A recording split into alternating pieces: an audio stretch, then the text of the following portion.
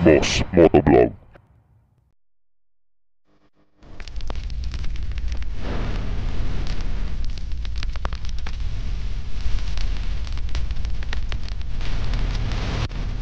Okay, ito na yung pinaka-iintay natin, ang audiovisual video ng Satria 150 o mas kilala sa Pilipinas na Raider R150. Inilabas po sa Indonesia. Panoorin natin sabay-sabay at bigyan natin ng reaction to. Actual, papanoorin natin ngayon. Eto na, play na natin yung video. Ayan, nagsuot ng helmet si kuya. Uy, Satria Pro. Ayan, ba? Naka-helmet. Ayan na, uy, may batok na talaga mga bossing, no? Camel na talaga ang datingan. Ito na yung bago talaga na Raider ngayon na aabangan natin kung magugustuhan ng Pinoy. Depende sa Pinoy kung magugustuhan. Siyempre, dito pa lang sa video na to, pag shiner na to at ayaw nyo at narinig ng Suzuki Philippines yan, di yan dadalhin dito. Ayan o, ayan na, ito na. Oh! Ayan, oh, yung kanyang tambucho, ganun pa rin, same pa rin, pero nakikita ko malapad yung headlight. Tapos nakalabas ang kanyang mga turning lights. Agoy, double overhead cam, 4 valves, liquid cooled, same engine pa rin. Oh, meron na siyang clutch and assist system. Aba, upgraded na talaga. Taillight. Okay. Anti-lock braking system, ABS na po. Naka-winglet pa. Ba, ayos ah. Tapos keyless na rin pala siya. Tapos yung kanyang panel ay labas na labas oh. Parang naked bike na GSX. Ayan, direction call, meron kang call alert, pwede kang connect ng cellphone mo. Naka siya, Bluetooth connectivity.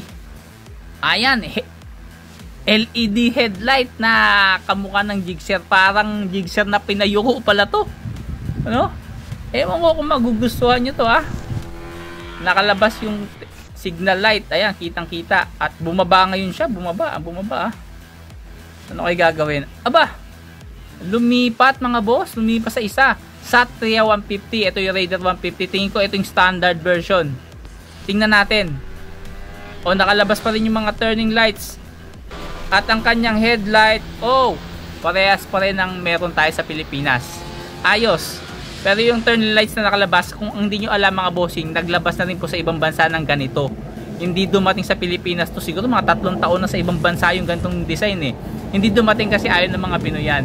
Depende, tingin ko, depende sa Suzuki Philippines kung magugustuhan ng mga Pinoy. Kasi kung hindi at makita niya sa comment section na ayaw, malamang hindi dadalhin to at i-retain pa rin kung anong meron tayo.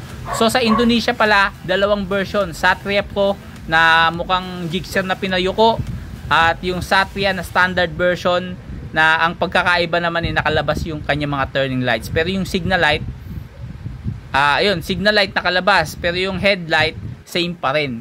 So depende yan sa'yo kung magugustuhan mo to, no? Kasi syempre alam mo naman yung mga kalaban na ito sa market, baka to, baka alam nyo naman mga Pinoy, di ba? Mapamintas pagka napangita, nasabihin pangit, mas maganda pa Rusi dyan.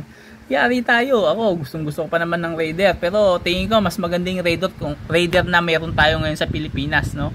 Kesa dun sa nilabas sa Indonesia na yon na, ayun nga, mukhang ang Gixxer, hinaluan ng European style, tapos Japanese, naghalo-halo na, no? Pero ang maganda rito, no? Yung kanyang specs, napakaganda. Sumasabay na talaga.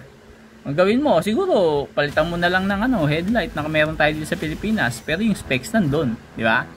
Yan, pwede mong gawin yun. No? Siyempre, gastos ka lang ng konti. Pero depende sa Suzuki Philippines kung ano yung dadalhin nilang variant dito.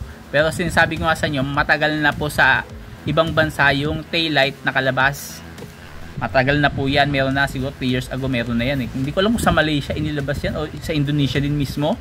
Pero hindi dinala sa Pilipinas kasi ayaw nga ng Pinoy. Marami sa comment section na ayaw.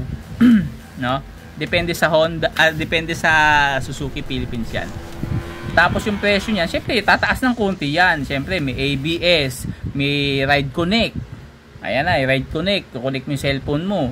Tapos may traction control, traction control meron ba? Wala. Sleeper clutch lang, sleeper clutch. Abangan natin ang mga update ni Suzuki Philippines kung ito ay magbabadyan dumating sa Pilipinas. Ikaw, ano masasabi mo sa motor na to? Maganda ba siya o hindi para sa'yo? So let me hear you sa comment section. i-share mo na rin yung video para kung gano'n parang virus kumalat to, at pag narinig tayo ng Suzuki Philippines, dadalhin ba to o hindi, depende sa mga comment nyo. Titingnan nila yan kung ano yung mas maraming comment, kung gusto ba o hindi. Sa muli, ciao!